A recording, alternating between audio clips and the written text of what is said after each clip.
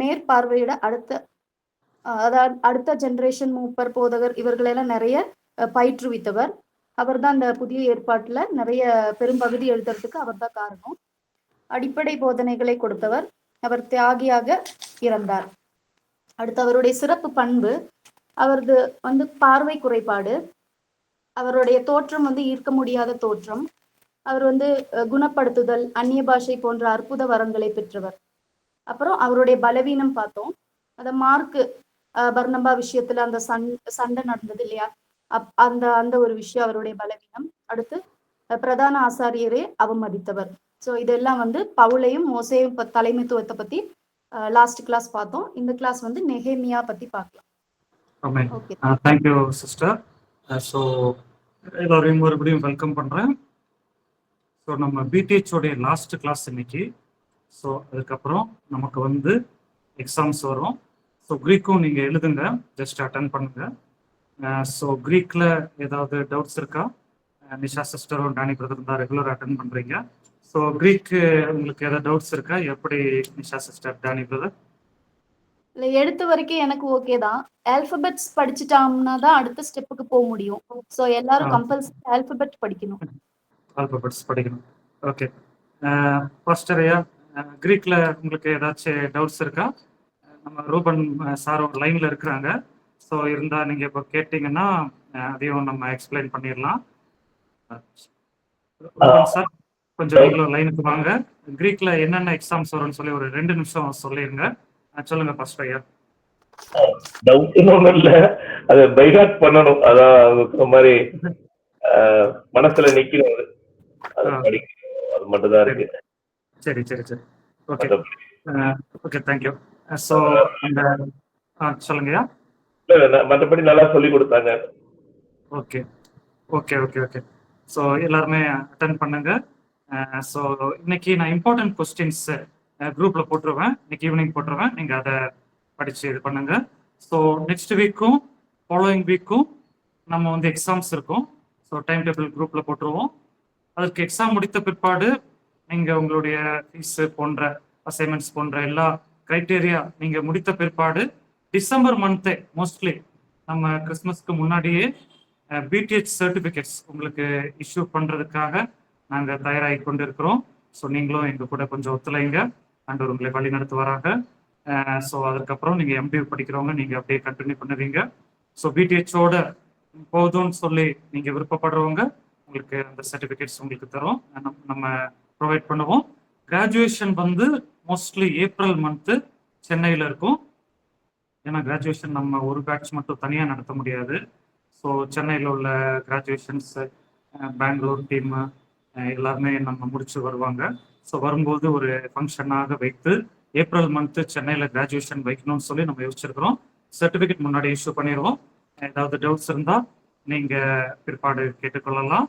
ஆண்டவர் உங்களை வழி நடத்து வராங்க. ஓகே, நம்ம கிளாஸுக்குள்ளே போகலாம். இன்னைக்கு நெகேமியாவுடைய தலைமைத்துவமும் மற்றும் இயேசு கிறிஸ்துவுடைய தலைமைத்துவம் நம்ம படிக்க போகிறோம். ஏற்கனவே 2 தலைவர்களை குறித்து பார்த்தோம். அப்போஸ்தலனாகிய பவுலை குறித்தும் மோசேயை குறித்தும் நம்ம பார்த்தோம். ஸோ இவர்களுடைய வாழ்க்கையிலிருந்து நம்ம பெரிய காரியங்களை கற்றுக்கொள்ளலாம். ஸோ மோசேயை மறுபடியும் நான் தியானித்தேன். பைபிள்ல போட்டிருக்கு மோசே சாந்த குணமுள்ளவன் அப்படின்னு போட்டிருக்கு. ஆனா மோசே கோபக்காரனா இருக்கிறானே. இப்போ பைபிள் வசனத்திற்கும் மோசேயோட கேரக்டருக்கும் ஆப்போசிட் இருக்கு அப்படின்னு சொல்லி நான் யோசிச்சேன். ஆனா ஆண்டவர் எனக்கு ஒரு ஆன்சர் கொடுத்தாரு. ஸோ சொல்லுங்க பாஸ்டர், ரெடியா இருக்கிறீங்கன்னு நினைக்கிறேன் பெஞ்சமின் ஐயா. ஸோ மோசே சாந்த குணமுள்ளன்னு சொல்லி ஆண்டவரே பேர் கொடுக்குறாரு, காட் ஹிம்செல்ஃப்.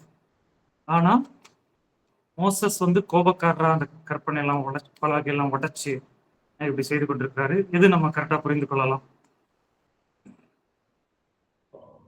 இல்ல, அவர் உண்மையாலுமே சாந்த குணம் உள்ளவர் தான். அவருக்கு கோபம் நம்மளா இருந்தா ஒருவேளை கொலையே பண்ணிருப்போம்னு நினைக்கிறேன். ஏன்னா இல்ல என்னன்னா அவரு நடத்தின ஜனங்கள் அவ்வளவு பெரிய ஒரு கூட்டம். நம்ம ஒரு 200 பேரை நடத்துறதே அவ்வளவு ஸ்ட்ரகிள் பண்றோம். அப்ப அதுல நம்ம சாந்த குணம் அப்படின்னும் போது மோசே கூட கம்பேர் பண்ணும் போது அந்த லிமிட் நமக்கு கம்மி தான். ஆனா அவரு லட்சங்கள்னும் போது அவருக்கு உண்மையாலுமே சாந்த குணம் இருந்திருக்கு. இல்லைன்னா என்னைக்கோ அவர் ஓடி இருப்பாரு ஊழியத்தை விட்டு. சாந்த குணம் இருந்தனாலதான் அவர் கடைசி வரைக்கும் இருந்தாரு. ஏன்னா அவ்வளோ தூரம் கஷ்டப்பட்டாரு அவரு. இது கரெக்டான point my dear brothers and sisters. ஏன்னா மனிதன் பார்க்கிற விதமா ஆண்டவர் பார்ப்பதில்லை. மனிதர்கள் நம்ம எப்படி பார்க்குறோம்னா ஒரு மிஸ்டேக்கை பார்ப்போம். மோசே கற்பலை உடச்சு போட்டாரு, கண்மலை உடைச்சிட்டாரு அப்படின்னு சொல்லி. பட் காட் வந்து அவர் பார்க்கிற விதம் வேறங்க. இது நான் இன்னொரு எக்ஸாம்பிள் சொல்லணும்னா, நாங்கள் முன்னாடி ஒரு ஆர்கனைசேஷன்ல மிஷினரி ஆர்கனைசேஷன்ல ஒர்க் பண்ணிட்டு இருந்தோம். அப்போ எங்க கூட இருக்கிற சக ஊழியர்கள் நாங்களும் சில நேரம் சின்ன சின்ன தவறுகள் நாங்கள் பண்ணுவோம். சில கணக்கை மாற்றி போடுறது, சம்டைம்ஸ் மிஸ்டேக் பண்ணுறது போன்ற தவறுகள் நடந்திருக்கு. தெரிந்தோ தெரியாமையோ சில பல தவறுகள் நடந்திருக்கு.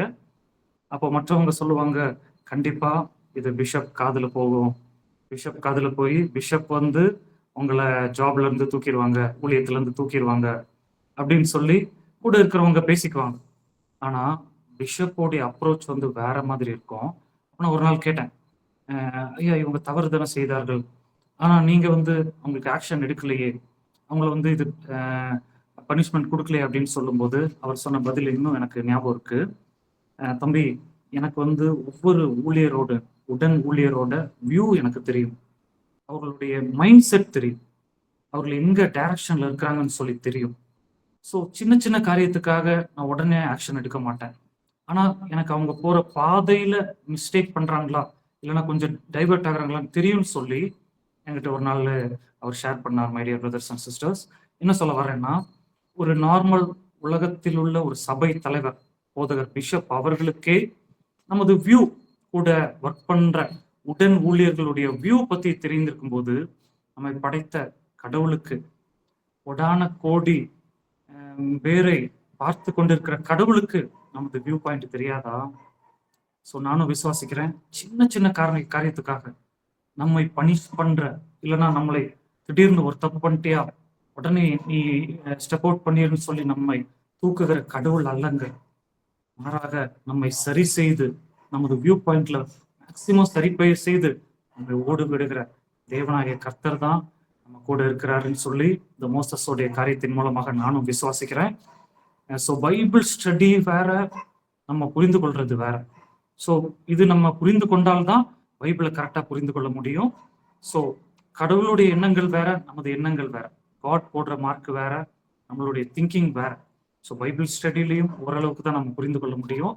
தேவனுடைய சித்தம், தேவனுடைய பிளானை அண்டர்ஸ்டாண்ட் பண்ணவே முடியாது. இன்னொரு எக்ஸாம்பிள் சொல்லி அடுத்த கிளாஸுக்குள்ள கடந்து செல்ல விரும்புகிறேன். ஒரு சகோதரி என்கிட்ட சொன்னாங்க, ஒரு போதகர் வந்து தவறு செய்து விட்டாராம். போதகர் தவறு செய்து விட்டேன்னே நான் கேட்டேன், இப்போ நீங்க என்ன பண்ணீங்க, என்ன செஞ்சீங்க அப்படின்னு கேட்டேன். அப்போ அவங்க சொன்னாங்க, நான் போய் அந்த அசிஸ்டன்ட் பாஸ்டர்ஸ் கிட்ட அதை சொல்லி கொடுத்தேன் அப்படின்னு சொல்லி சொன்னாங்க. நான் சொன்னேன், போதகர் தவறு செய்தால் நம்ம ஜெபிக்க வேண்டியது நமது கடமை. அப்படி இன்னும் ஆண்டவர் உணர்த்தினார்னா நேரடியாக சென்று அந்த போதகரிடமே அந்த தவறை நேரடியாக சொல்வதுதான் சரியான பதில். அது இல்லாமல் உடன் ஊழியரிடம் அந்த தவறை நீங்க சொல்லும் போது என்ன பிரச்சனை ஆகும்னா, அவங்க வந்து துற்றி திரிவார்கள். ரெண்டாவது, ஒருவேளை அடுத்த நாள் இந்த போதகர் மனம் திரும்பலாம். மனம் திரும்பும் போது ஆண்டவர்கிட்ட அவங்க செட்ரைட் ஆகலாம், அந்த தவறுல இருந்து அவங்க பாடங்களை கற்றுக்கொண்டு செட்ரைட் ஆகலாம். காட் வந்து நம்மளே கேள்வி கேட்பார், என் மகனை குற்றப்படுத்த நீ யாரு அப்படின்னு சொல்லி நம்மை கேள்வி கேட்பாருங்க. பைபிள்ல என் நினைவுகள் உன் நினைவுகள் அல்ல. ஸோ சில வேளை நம்ம வந்து தலைவர்கள் கிட்ட இருந்து நம்ம காரியங்களை கற்றுக்கொள்ள வேண்டும். அதுக்கு தான் இந்த பிப்ளிக்கல் லீடர்ஷிப். ஸோ இந்த இன்ட்ரோடக்ஷனோடு கூட சேர்ந்து நம்ம வந்து நெகேமியாவோட தலைமைத்துவத்துக்கு வருவோம். ஸ்கிரீன் தெரியுதுன்னு நினைக்கிறேன் எல்லாத்துக்கும். நிஷா சிஸ்டர் அப்படியே ரீட் பண்ணுங்க. ஸோ ஆண்டவர் நம்ம நெகேமியா வரை படிக்க கொண்டு வந்திருக்கிறாரு. ரீட் பண்ணுங்க சிஸ்டர். நெகேமியாவின் தலைமைத்துவ குணங்கள். ஒரு தரிசனம் உண்டு. ஜெப மனிதன் கடவுளை, பரலோக கடவுளை கேட்டான், பகிர்ந்து கொள்கிறான், தரிசனத்தை வெளிப்படுத்துகிறான், தன்னை பின்பற்றுபவர்களுடன் இணைந்து பணியாற்றினான். ஓகே, ஸோ நெகேமியாவுடைய தலைமைத்துவத்தை ஒரு 10 நிமிஷத்துல நம்ம தியானிப்போம். ஸோ நெகேமியா புத்தகத்தை எடுத்துக்கொள்ளுங்க. நெகேமியா புத்தகத்தை நம்ம எடுத்துக்கொள்ளும் போது ஸோ நெகேமியாவை பத்தி ஒரு நல்ல பேக்ரவுண்ட் போட்டிருக்கு. ஸோ நெகேமியா யாருன்னா, ஸோ அதற்கு முன்னாடி ஒரு சின்ன பேக்ரவுண்ட் ஸ்டடி நம்ம படிக்கணும். ஸோ 2வது தேவாலயம் கட்டினவர் வந்து செருபாபேல் தலைமையில கட்டினாங்க. 2வது தேவாலயம் எருசலேம் சிறையிருப்புக்கு பின்னர் கட்டினாங்க.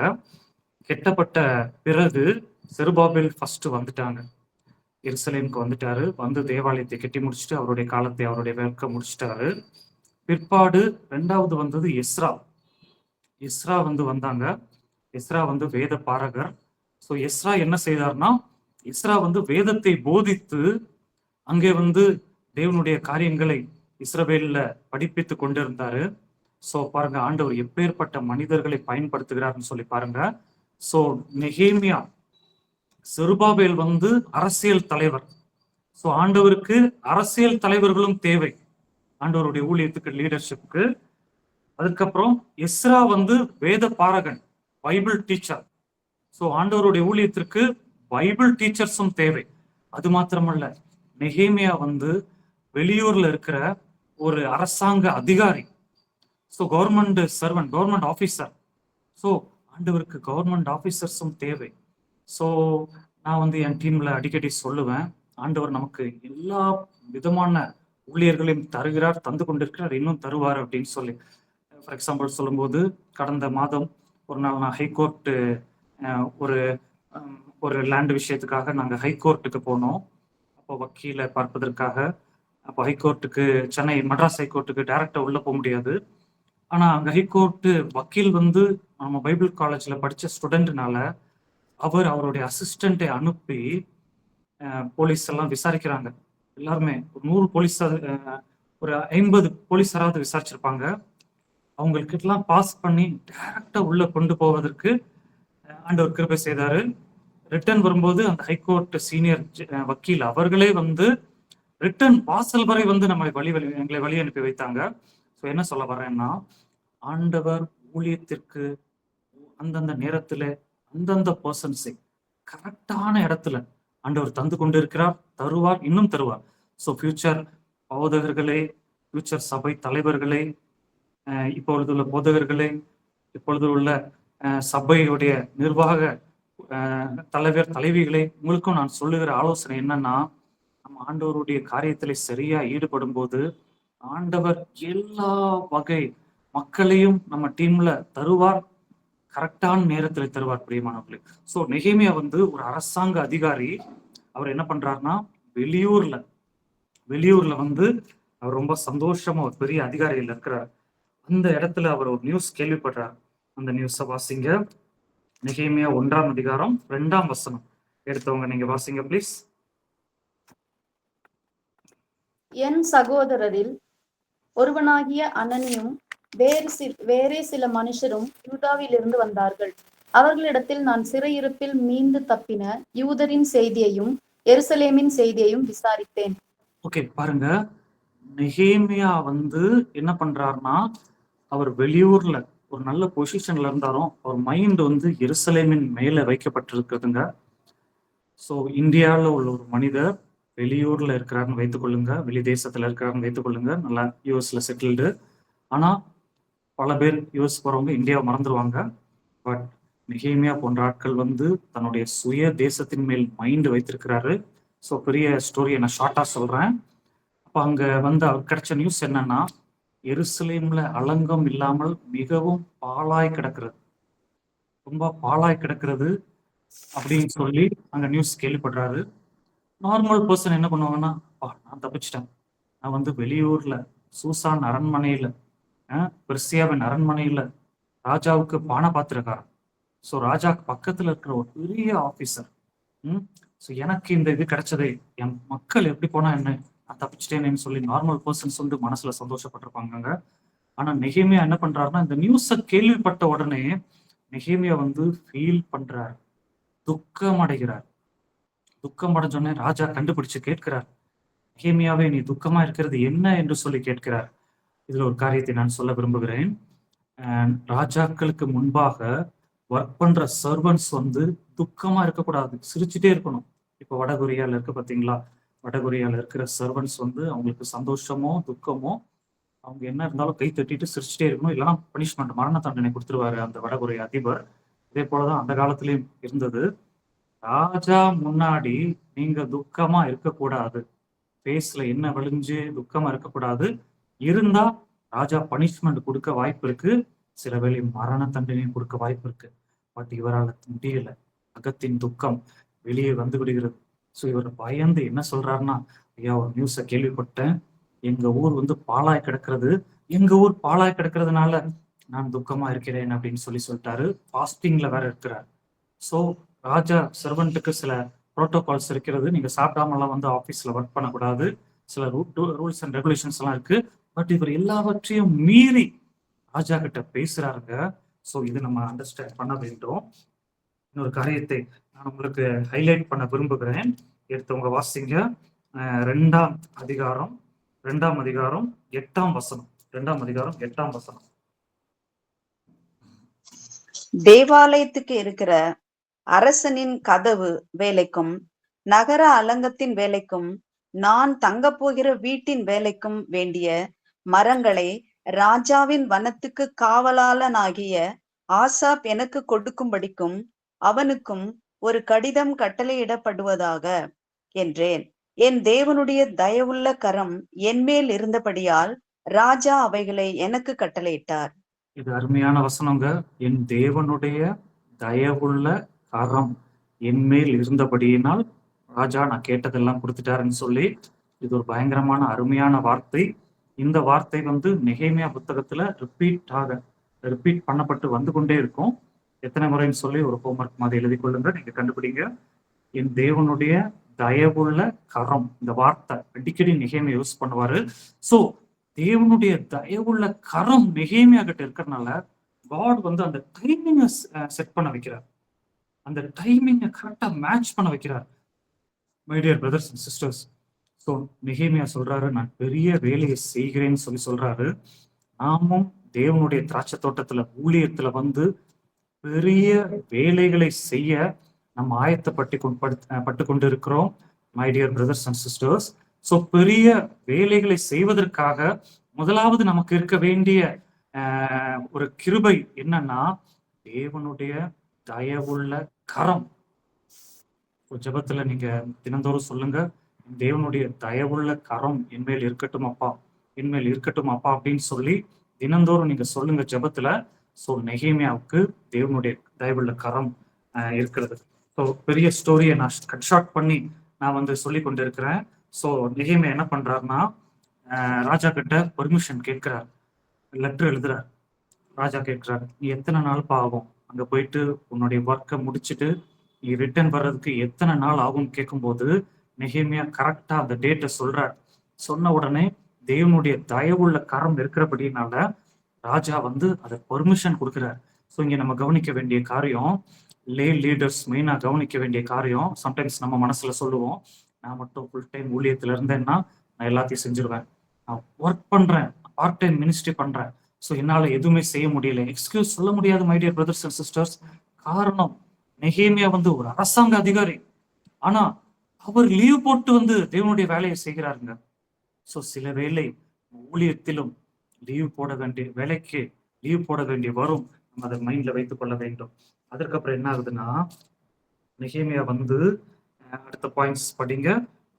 ரோமன் நெக்ஸ்ட் ஸ்லைட் போடுங்க, நெக்ஸ்ட் ஸ்லைடு. அவர்களை ஊக்கப்படுத்தினான், அவர்களை பாதுகாத்தான், அவர்களுக்கு செவி சாய்த்தான், அவர்களின் கவலைக்கு பதிலளித்தான், கற்றுக்கொள்ள விருப்பம்.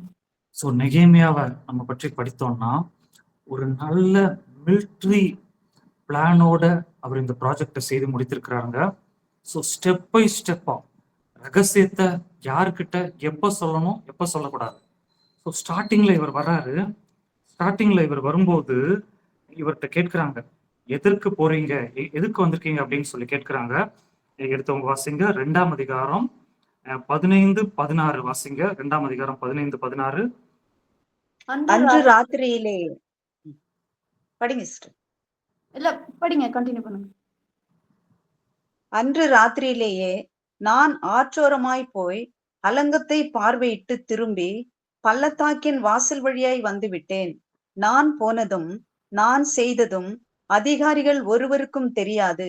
அதுவரையிலும் நான் யூதருக்காகிலும் ஆசாரியர்கள் பெரியவர்கள் அதிகாரிகளுக்காகிலும் வேலை செய்கிற மற்றவர்களுக்காகிலும் ஒன்றும் அறிவிக்கவில்லை. நெகேமியா புக்கை படிக்கும்போது எனக்கு வந்து ஒரு மிலிட்ரி ஸ்ட்ராட்டஜி தான் ஞாபகம் வருது, டியர் பிரதர்ஸ் அண்ட் சிஸ்டர்ஸ். ஏன்னா இவர் வந்து வளவளன்னு சொல்லி பேசிக்கொண்டு காரியத்தை கெடுத்து கொண்டு இருக்காம ரகசியமாக ஃபர்ஸ்ட் பெஸ்டா பிளான் பண்றாரு, my dear brothers and sisters. So God கொடுத்த ப்ராஜெக்டை முதலாவது நம்ம நெகேமியாவோட புக்கை வச்சு கம்பேர் பண்ணி படிச்சோம்னா போதும், ஈஸியா நம்ம செஞ்சு முடிக்கலாம். ஸோ முதலாவது இவர் சீக்கிரட்டை யார்கிட்டையும் சொல்லாம இவர் போய் நகர சோதனை செய்கிறார், பிளான் பண்றாரு. அந்த காலத்துல மேபி பிளானிங் ஸ்ட்ராட்டஜிலாம் இல்லாம இருக்கும்போதே நெகேமியா வந்து ஆட்டோமேட்டிக்கா தனியா போய் இது பண்றாரு. அதற்கப்புறம் என்ன பண்றாருன்னா, அதுக்கப்புறம் எல்லாமே கரெக்டாகி வரும்போது தான் என்ன சொல்றாரு, மக்கள் கிட்ட சொல்லி அதை வாசிங்க. 17-18 வாசிங்க. 17-18 2ஆம் அதிகாரம். பின்பு நான் அவர்களை நோக்கி, எருசலேம் பாழாய் இருக்கிறதையும் அதன் வாசல்கள் அக்கினியால் சுட்டெரிக்கப்படுகிறதையும் நாம் இருக்கிற சிறுமையையும் பார்க்கிறீர்களே. நாம் இனி நிந்தைக்குள்ளாயிராதபடிக்கு எருசலேமின் அலங்கத்தை கட்டுவோம் வாருங்கள் என்று சொல்லி, என் தேவனுடைய கரம் என்மேல் நன்மையாக இருக்கிறதையும் ராஜா என்னோடே சொன்ன வார்த்தைகளையும் அவர்களுக்கு அறிவித்தேன். அப்பொழுது அவர்கள் எழுந்து கட்டுவோம் வாருங்கள் என்று சொல்லி அந்த நல்ல வேலைக்கு தங்கள் கைகளை திடப்படுத்தினார்கள். ஸோ ஃபர்ஸ்ட் இவர் தனியா பிளான் பண்ண பிற்பாடு, இவர் ஒரு அண்டர்ஸ்டாண்ட் பண்ண பிற்பாடு, இவர் தெளிவடைந்த பிற்பாடு, அதற்கப்புறம் தான் என்ன பண்றாருன்னா நெகேமியா தன்னுடைய டீமுக்கு அறிவித்து அந்த தரிசனத்தை அவர்கள்கிட்டையும் பகிர்ந்து கொடுக்கிறார். My dear brothers and sisters, நம்ம கற்றுக்கொள்ளக்கூடிய முக்கியமான பாடம் என்னவென்றால், ஒரு தலைவர் முதலாவது தான் ஸ்டெடியாகணும், இந்த தரிசனத்துல உறுதியா இருக்கணும். இருந்த பிற்பாடு ஓகே, மற்றவங்க கிட்ட நான் எப்பவுமே சொல்ல மாட்டேன், எனக்குள்ளே அந்த தரிசனம் வைத்துக் கொள்வேன்னா நீ சரியான தலைவனே அல்ல. அடுத்தது மற்றவங்களுக்கு நமது தரிசனத்தை பகிர்ந்து கொடுக்க வேண்டும். சோ பகிர்ந்து கொடுக்கும்போது மக்கள் முன் வர்றாங்க, நல்ல வேலைக்கு தங்கள் கைகளை திடப்படுத்துறாங்க, தங்கள் கைகளை பலப்படுத்துகிறாங்க. முக்கியமான part my dear brothers and sisters.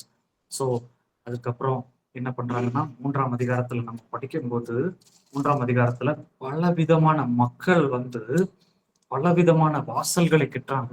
மீன் வாசலை ஒருத்தர் கட்டுறாங்க, ஆட்டு வாசலை ஒருத்தர் கட்டுறாங்க.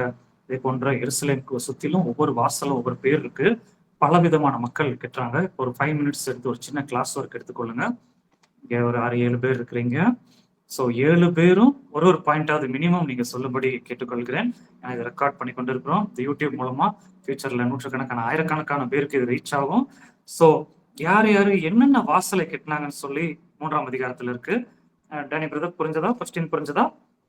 3ஆம் அதிகாரத்துல யார் என்னென்ன வாசலை கட்டினாங்கன்னு சொல்லி. ஸோ 7 பேரும் ஒரு 7 பாயிண்ட் சொல்லுங்களேன். கொஞ்சம் அதை பாருங்களேன் ப்ளீஸ். சிஸ்டர் ஸ்டார்ட் பண்ணுவீங்கன்னு நினைக்கிறேன். யாரு என்ன வாசலை கட்டினாங்க அப்படின்னு சொல்லி யார் வேணாலும் ஸ்டார்ட் பண்ணலாம். Joy sister. ஆசாரியனாகி எலியாசிபும் அவன் சகோதரனாகிய ஆசாரியரும் எழுந்து ஆட்டு வாசலை கட்டினார்கள். இவங்க 2 பேரும் 1வது வசனம். நெகேமியா 3:1. எலியாசிபும் அவங்க சகோதரராகிய ஆசாரியர்களும் சில ஆசாரியர்கள் சேர்ந்து ஆட்டு வாசலை கட்டினார்கள். வெரி குட் பாயிண்ட் டீச்சர் சொன்னது கவனிங்க. பாஸ்டர்ஸ் வந்து ஆசாரியர்கள்னா பாஸ்டர்ஸ் ஒரு பார்ட் எடுத்து கட்டுறாங்க. ஸோ அவங்க ஒரு இதை ஸ்டார்ட் பண்ணிட்டாங்க. ஓகே, ஆசாரியர்கள் சொல்லிட்டாங்க, சரி நாங்க இதை ப்ராஜெக்ட் எடுத்துக்கிறோம், நாங்க இதை பண்றோம்னு சொல்லிட்டாங்க. என்ன அருமையா இருக்கு பாத்தீங்களா? ஸோ நல்ல வேலைக்கு அரசாங்க அதிகாரியோடு கூட ஆசாரியர்கள் இணைறாங்க. Next point.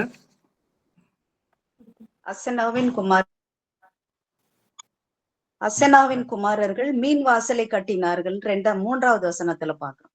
3வது வசனத்துல இருக்கு. அசனாவின் குமாரர் வந்து மீன் வாசலைகளை கட்டினாங்க. சோ பூட்டுகளையும் தாழ்பாளையும் போட்டாங்க. Very good. யார் சொன்னது இது? Joy sister. Very good point sister. Very good point. Thank you sister. சொல்லுங்க அடுத்த பாயிண்ட்ஸ் சொல்லுங்க. அடுத்து பழைய வாசல் வந்து 3ஆம் அதிகாரம் 6ஆம் வசனத்துல ஹெசகியாவின் குமாரனாகிய யோய்தார், அவங்க பெசோதியாவின் குமாரனாகிய மெசுல்லாமும் பழுது பார்த்து அதை கட்டினார்கள் என்று சொல்லி 6வது வசனத்துல. Very good, very good. Thank you sisters, thank you. மத்த பாயிண்ட் சொல்லுங்க ப்ளீஸ். அடுத்து 7ஆம் வசனத்துல இருக்கு. சொல்லுங்க.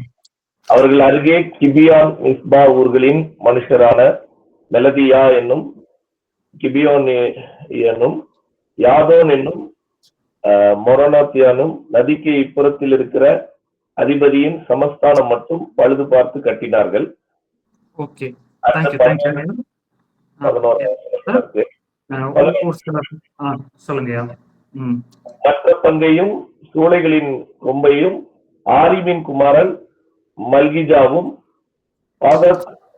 மோவாபின் குமாரன் அசூபும் பழுது பார்த்து கட்டினார்கள். Very good. சோ கட்டுறாங்க. தேங்க்யூ பாஸ்டர் ஃபார் யுவர் அடுத்து பள்ளத்தாக்கின் வாசல். பள்ளத்தாக்கின் வாசல் 13வது வசனத்துல பள்ளத்தாக்கின் வாசலை வந்து ஆனூனும் சோனாவாகின் குடிகளும் பழுது பார்த்து கட்டினார்கள். Okay, thank you sister. ஓகே, இப்போ நானே क्वेश्चन கேக்குறேன், இதை நீங்க கண்டுபிடிங்க. மளிகை கடைக்காரங்க அவங்க எந்த வாசலை பழுது பார்த்து கட்டினாங்க? அதுல இங்க ஆன்சர் இருக்குங்க. மளிகை கடை வச்சிருக்கிறவங்க பழுது பார்த்து கட்டி இருக்கிறாங்களாமா. அதற்கப்புறம் இன்னொருத்தங்க கண்டுபிடிங்க, சோல்ஜர்ஸ் சேனாதிபதிகள் அவங்க எதை பழுது பார்த்து கட்டினாங்க? ஸோ சோல்ஜர்ஸும் வந்து இது பண்ணியிருக்கிறாங்க. அதுக்கப்புறம் தட்டார் எதை பழுது பார்த்து கட்டினாங்க? இது 3 கண்டுபிடிங்க. மளிகை கடைக்காரங்க எதை பழுது பார்த்து கட்டினாங்க? பார்ப்போம் யார் கண்டுபிடிக்கிறீங்கன்ட்டு. 2வது சோல்ஜர்ஸ், 3வது தட்டார். ஸோ பலவிதமான ஒர்க் பண்றவங்க பலவிதமான ப்ராஜெக்ட் எடுத்து ஒவ்வொருத்தரும் சேர்ந்து கட்டி வைக்கிறாங்க. கண்டுபிடிக்க பார்ப்போம். ஒரு 2 நிமிஷம் டைம் எடுத்துக்கோங்க.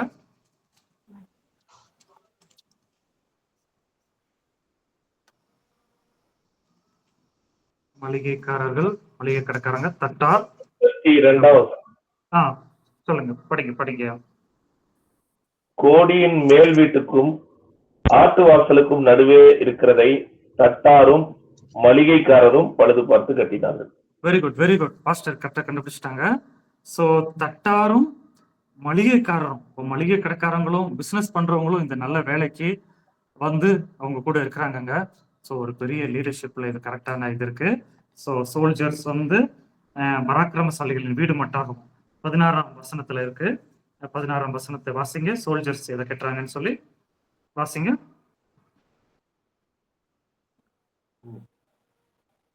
எடுத்தவங்க வாசிங்க ப்ளீஸ். 16வது வசனம். அவனுக்கு பின்னாக பெத்சோர் மாகாணத்தின் பாதிக்கு பிரபுவாகிய அஸ்பூகின் குமாரன் நெகேமியா தாவீதின் கல்லறைகளுக்கு எதிரான இடமட்டாகும் வெட்டப்பட்ட குளமட்டாகும் பராக்கிரமசாலிகளின் வீடு மட்டாகும் இருக்கிறதை பழுது பார்த்து கட்டினான். ஓகே, சோ பராக்கிரமசாலிகளும் கூட இருக்கிறாங்க. சோ இதெல்லாம் வந்து முக்கியமான இது. ஸோ இன்னொரு காரியத்தை நான் இங்க ஹைலைட் பண்ண விரும்புகிறேன். ஸோ காடோடைய பிளானோட ஃபாஸ்டிங்கோட கரெக்டா இவர் வந்து லெட்டர் பெர்மிஷன் கொடுத்து தேவனுடைய தயவு கரம் கூட இருந்ததுனால இவர் கூட அநேக மக்கள் சேர்ந்துட்டாங்க. ஒரு பெரிய ப்ராஜெக்டுங்க, ஒரு தேசத்துக்கே அலங்கம்ங்க, மதில் சுவர். ஸோ அதுக்கு மளிகை கடைக்காரங்க, ஆசாரியர்கள், தட்டார், சோல்ஜர்ஸ், இன்னும் பேர் சொல்ல இன்னும் குறிப்பிட்டு சொல்ல முடியாத அநேகர் வந்து கூட சேர்ந்துட்டாங்க. மை டியர் லீடர்ஸ், ஸோ நாமும் கரெக்டா காடோடைய இடத்துல இருக்கும்போது நம்ம கூட காட் ஒரு பெரிய டீமை கொடுப்பாங்க. Dear pastors and dear brothers and sisters, இதை நம்ம அண்டர்ஸ்டாண்ட் பண்ண வேண்டும். 32வது வசனம் கோடியின் மேல் வீட்டுக்கும் ஆட்டு வாசலுக்கும் நடுவே இருக்கிறதை தட்டாரும் மளிகைக்காரரும் பழுது பார்த்து கட்டினார்கள். ஆமா, அங்கே ஒரு வசனம் இருக்கு, தட்டார் மளிகைக்காரர்னு சொல்லி. ஸோ இதெல்லாம் ஆச்சரியமா இருக்கும். நான் படிக்கும்போது ஆச்சரியமா இருக்கு, மளிகை கடைக்காரங்களும் பைபிள்ல இருக்குன்னு சொல்லி ரொம்ப ஆச்சரியமா இருந்தது. Okay, thank you. போவாஸ் பிரதர், நீங்க லைன்ல இருக்கிறீங்கன்னு நினைக்கிறேன். Boaz brother, praise Lord. Okay, maybe அவங்க ஃபாலோ பண்றீங்களா இத? ஆபீஸ்ல வர்க்கிங்ல இருக்கும் பாஸ்டர். சரி, ஓகே. உங்களை போலதான் ஐயா வந்து இப்போ ஃபாரின்ல இருக்கிறாங்க. ஐயாவுக்கு எனக்கு ஒரே நல்ல பர்த்டே இருந்தது. கொஞ்சம் உங்க ஃபேஸ் காட்ட முடிஞ்சா காட்டுங்கய்யா. முடிஞ்சா காட்டுங்க, ஃப்ரீயா இருந்தா காட்டுங்க. இல்லைனா ஓகே, உங்களுக்காக நாங்க ப்ரேயர் பண்ணிக்கிறோம். ஸோ இந்த நெகேமியாவும் வந்து okay, thank you okay pastor.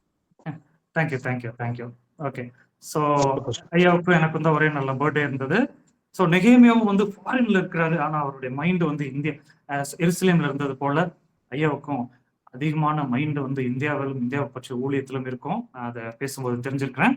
So நெகேமியாவுக்கு ஒரு பக்கம் பிளஸ் இருந்தாலும் இன்னொரு பக்கம் எதிர்ப்பு வந்ததுங்க. நம்ம நினைக்க வேணாம், பைபிள் கேரக்டர்ஸ் எல்லாம் ஆட்டோமேட்டிக்கா எந்த எதிர்ப்பு இல்லாம டைரக்டா காட் சொன்னதை போய் அடிச்சு முடிச்சிட்டாங்கன்னு சொல்லி கிடையாதுங்க, எதிர்ப்பு இருந்ததுங்க. எதிர்ப்பை எப்படி இவங்க சமாளிச்சாங்கன்னு சொல்லி பார்ப்போம். 6ஆம் அதிகாரம் 10-11 வசனங்களை வாசிங்க. 6ஆம் அதிகாரம் 10-11 வசனங்கள். மெகதாபேயேலின் குமாரனாகிய தெலாயாவின் மகன் செமாயா தன் வீட்டிலே அடைக்கப்பட்டிருக்கும் போது நான் அவனிடத்தில் போனேன். அப்பொழுது அவன், நாம் இருவருமாய் தேவனுடைய வீடாகிய ஆலயத்துக்குள்ளே போய் தேவாலயத்தின் கதவுகளை பூட்டுவோம் வாரும், உம்மை கொன்று போட வருவார்கள், இரவிலே உம்மை கொன்று போட வருவார்கள் என்றான். அதற்கு நான், என்னை போன்ற மனிதன் ஓடி போவானோ? என்னை போன்றவன் உயிர் பிழைக்கும்படி தேவாலயத்திலே போய் பதுங்குவானோ? நான் போவதில்லை என்றேன். சோ ஒரு பக்கத்துல எதிர்ப்பு என்ன சொல்றாங்கன்னா, நீங்க ஏதோ ஃபாரின்ல இருந்து வந்திருக்கிறீங்க நெகேமியா, லோக்கல் பீப்புள் வந்து உங்க மேல கோபமா இருக்கிறாங்க, மற்ற நான் கிறிஸ்டியன்ஸ் அன்பிலீவர்ஸ் கோபமா இருக்கிறாங்க, இங்க பெரிய ஆலயத்தை கெட்டுறீங்கன்னு சொல்லி, மதில் சுவரை கெட்டுறீங்கன்னு சொல்லி உங்களை கொன்று போட வர்றாங்க, ஓடி ஒளிந்து கொள்ளுங்கள் அப்படின்னு சொல்லி நியூஸ் வந்து பயமுறுத்தும் போது, பயத்தின் ஆவியை கொண்டு வந்து கொடுக்கும் போது நெகேமியா தைரியமா சொல்ற பதில் என்னன்னா, என்னை போன்ற மனிதன் ஓடி போவானோ? So my dear brothers and sisters, நம்ம கவனிக்க வேண்டும். சம்டைம்ஸ் நம்ம பெரிய ப்ராஜெக்ட்ல இருக்கும்போது அரசாங்கத்திலையும் லோக்கல் பீப்புள்லையும் எதிர்ப்பு வந்துதான் ஆகும். ஆனா நெகேமியாவை போல தைரியமா நம்ம சொல்ல முடியுமா? என்னை போன்ற மனிதன் ஓடி போவானோ சொல்ல முடியுமா? எனக்கு ஒரு எக்ஸாம்பிள் சொல்ல முடியுங்க. 3 years முன்னாடி நாங்க கிறிஸ்மஸ் அவுட்ரீச்காக டெல்லிக்கு நாங்க கடந்து சென்றோம். அவுட்டர் டெல்லியில இருக்கும்போது நாங்க என்ன பண்ணோம்னா, பப்ளிக்கா பந்தல் போட்டு கிறிஸ்மஸ் ப்ரோக்ராம் அங்க அரேஞ்ச் பண்ணியிருந்தாங்க. அரேஞ்ச் பண்ணி பிள்ளைங்க டான்ஸ் ப்ரோக்ராம் எல்லாம் பண்ணிட்டு இருக்கிறாங்க. நாங்க கிஃப்ட்டுக்கெல்லாம் கொடுத்து மெசேஜ் கொடுத்து கிஃப்ட் கொடுக்கணும்னு வெயிட் பண்ணிட்டு இருக்கிறோம். நான் மெசேஜ் கொடுத்துட்டு இருக்கிறேன். கொடுத்து திரும்பி பார்க்கும்போது மேடையில இருந்த பாஸ்டர்ஸ் வந்து ஒரு சிலரா அப்படியே எஸ்கேப் ஆயிட்டு இருந்தாங்க, அப்படியே போயிட்டு வந்துட்டு இருந்தாங்க. எனக்கு புரியல, என்ன ப்ரோக்ராம்க்கு முன்னாடி இவங்க போறாங்க அப்படின்னு சொல்லி நான் கேள்விப்படும் போது அப்பதான் அவங்களும் சொன்னாங்க, அங்க வந்து வெளியெல்லாம் ரொம்ப ப்ராப்ளம் இருக்குமாமா, சுவிசேஷ விரோதிகள் வந்து எங்களை நோட்டமிட்டு சுத்தி கிட்டத்தட்ட 2 பேர் வந்து போன் பண்ணி ஒரு 10 பேருக்கு மேல வரவழைச்சிட்டாங்க, அடிக்கணும்னு சொல்லி வரவழைத்து, அதுக்குதான் அங்க உள்ள லோக்கல் பாஸ்டர்ஸ் எல்லாம் எஸ்கேப் ஆயிட்டாங்க, நைஸா எஸ்கேப் ஆயிட்டாங்க அப்படின்னு சொல்லி என்கிட்ட வந்து சொன்னாங்க. அப்ப நம்ம எல்லாம் கேள்விப்பட்டிருக்கிறோம், வந்து உபத்திரவம் வரும் அப்படி இப்படிலாம் கேள்விப்பட்டிருக்கோம். பட் அந்த கிரவுண்ட்ல நடுவுல இருந்தா எப்படி இருக்கும், அதுவும் நார்த் இந்தியாவில தெரியாத இடத்துல இருந்து எப்படி இருக்கும்னு சொல்லி ஆண்டவர் அன்னைக்கு எனக்கு அதை ஃபீல் பண்ண, அதை டேஸ்ட் பண்ண ஆண்டவர் எனக்கு கிருபை செஞ்சாரு. ஆனா நடந்தது என்ன தெரியுமா? யாராலையும் நிற்க முடியல. வந்தவங்க 10 பேருக்கு மேல சுத்தி வந்தாங்க, யாராலையும் அந்த இடத்துல நிற்க முடியல. அவங்களுக்கு எல்லாம் கால் ஒர்க் அப்படி இப்படின்னு வந்து கிளம்பி போயிட்டாங்க. அந்த 2 பேர் மட்டும் தான் கடைசி வரை இருந்தாங்க. 2 பேரும் வந்து என்ன பண்ணாங்கன்னா, சிக்கன் எல்லாம் செக் பண்ணி, இது சிக்கனா பீஃபா, எங்க பிள்ளைங்களை என்ன பண்றீங்க அப்படி இப்படின்னு சொல்லி தேவையில்லாத பிரச்சனை பண்ணணும்னு சொல்லி நினைச்சாங்க. பட் அவங்களால முடியல. சோ என்ன சொல்ல வர்றேன்னா, ஆண்டவர் நமக்குன்னு ஒரு ப்ராஜெக்ட் தந்தாருன்னா, அது டெல்லியா இருக்கட்டும், டெல்லியிலயும் ஆண்டவர் பாதுகாப்பாரு, அது தமிழ்நாட்டா இருக்கட்டும், அது கூடலூரா இருக்கட்டும், எங்கேயா இருக்கட்டும், ஆண்டவர் நம்மளை பாதுகாப்பாரு. நமக்கு அடி வாங்கணும்னு இருந்தோம்னா அது நல்ல ஒரு எருசலேம்லயும் அடி கிடைக்கும், எங்கேயுமே அடி கிடைக்கும். ஆண்டவர் பாதுகாக்கணும்னு நினைச்சாருன்னா பாபிலோன்லயும் பாதுகாப்பாருங்க. ஸோ இதுதான் நான் இங்க சொல்ல வந்த பாயிண்ட். ஸோ நெகேமியாவை பயமுறுத்தும் போது என்னென்ன பயமுறுத்துறாங்கன்னா, நீங்க ஒரு கெட்டடம் கட்டுறீங்க, ஒரு நிறைய ஏறி போனா அந்த கெட்டடம் இடிஞ்சு போயிடும் சொல்லி மனமடிவு உண்டாக்காம பேசுறாங்க. பிளஸ் எக்ஸ்ட்ரா இதோ பேசுறாங்க. ஆனா நெகேமியா எல்லாத்துலயும் ஸ்ட்ராங்கா இருக்கிறார். My dear brothers and sisters, so நாமும் ஒரு ப்ராஜெக்டை செய்து கொண்டு இருக்கிறோம், தேவனுடைய ஊழியம் என்ற ப்ராஜெக்டை செய்து கொண்டு இருக்கிறோம். நமக்கு ஒரு நல்ல ஒரு மேப்பு ரோல் மாடல் வந்து நெகேமியா, அவரை நம்ம ஃபாலோ பண்ண வேண்டும். கடைசியா கன்க்ளூஷனுக்கு வருவோம். சொல்லுங்க பார்ப்போம், எத்தனை நாள்ல இந்த அலங்கம் இந்த ப்ராஜெக்ட் கட்டி முடிச்சாங்கன்னு சொல்லி சொல்லுங்க பார்ப்போம். 52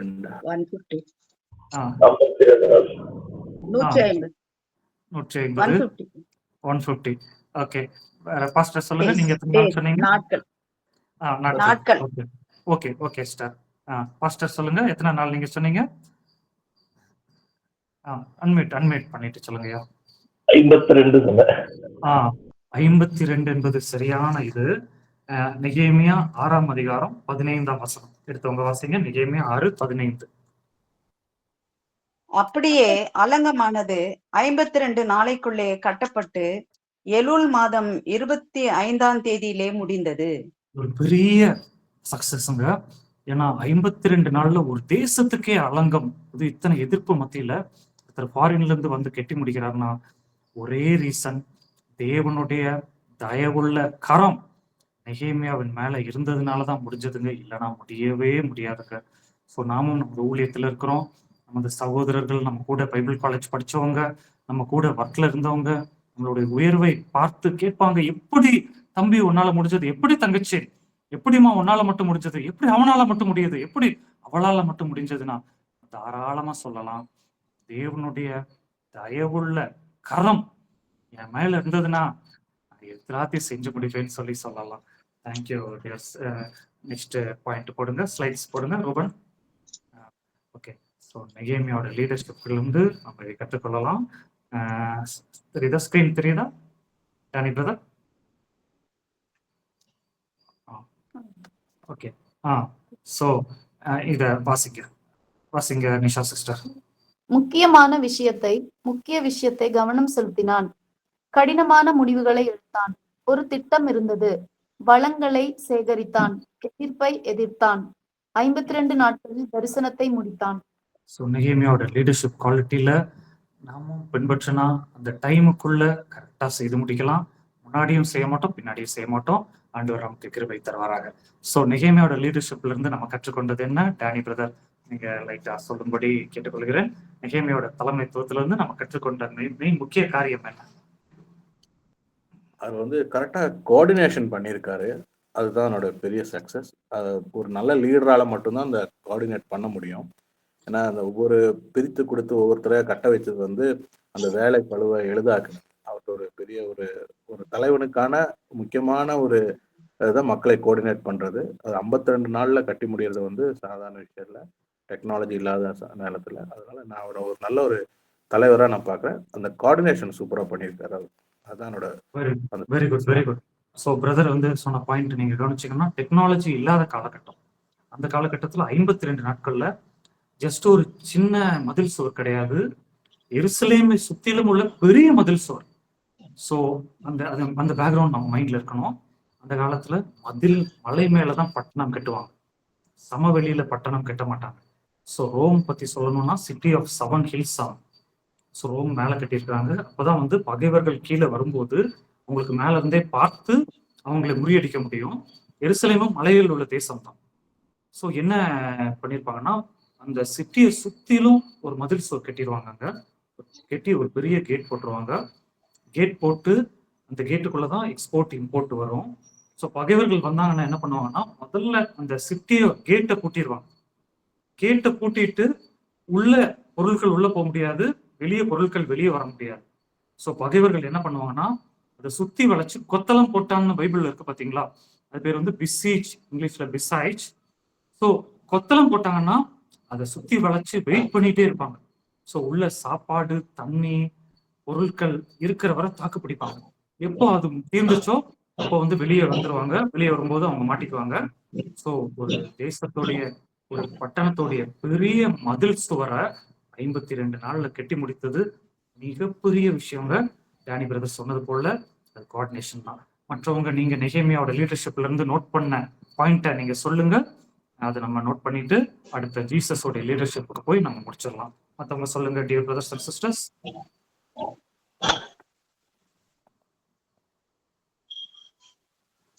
ஓகே, வேற எதுவும் நோட் பண்ணலையா? சிஸ்டர் நீங்க ஏதோ சொல்ல வந்தீங்களா? இல்ல, சேம் பாயிண்ட் தான். அவர் பொறுமையா இருந்து மேனேஜ்மெண்ட் ஸ்கில்ஸ் அத்தனையும் ஃபாலோ பண்ணியிருக்காரு. அதோட ஒரு டிப்ளமேட்டிக் பர்சனாவும் இருந்திருக்காரு. அவர் ஒரு ஏன்னா எதிர்ப்பு சண்டைகள்லாம் வந்திருக்கு, அந்த லேண்ட் இஷ்யூ அங்க. அதெல்லாம் வந்து கையாளுறதுக்கான ஒரு அரசியல் சாணக்கியத்தனமும் அவரோட கண்டிப்பா So, point is also, அரசியல் சாணக்கியத்தனம், டிப்ளமேட்டிக், ஸோ நல்லா இது பண்ணலாம் சொல்லி கிளியர் பிக்சர் வச்சிருக்காரு, கட்டுறதுக்கான கிளியர் ஸ்கெட்ச் வச்சிருக்காரு, கிளியர் ஸ்கெட்ச் வச்சிருக்காரு. ஸோ நெகேமியாவோட லீடர்ஷிப்ல இருந்து நம்ம பல காரியங்களை கற்றுக்கொள்ளலாம். ஆண்டவர் நமக்கு கிருபை தருவார். அதுக்கு முன்னாடி அவர் மிகவும் ஆண்டவரோட கூட அந்த வாஞ்சை அவருக்குள்ள இருந்தது. மெயின் காரணம் அந்த வாஞ்சை இல்லைனாக்கா ஒண்ணுமே செய்ய முடியாது. அவர் கர்த்தரோட இணைந்து இருக்கணுங்கிற அந்த அவரு மனசுக்குள்ள அந்த வாஞ்சையானது அவருக்குள்ள இருந்தது. அதனால அவர் எல்லாத்தையும் கூட்டி சேர்த்து அவர் செய்யும்படியான அவருக்கு அந்த தாகம் இருந்ததுனால அந்த காரியத்தை கர்த்தர் வாய்க்க செய்தார். கண்டிப்பா சோ வாஞ்சை, அதாவது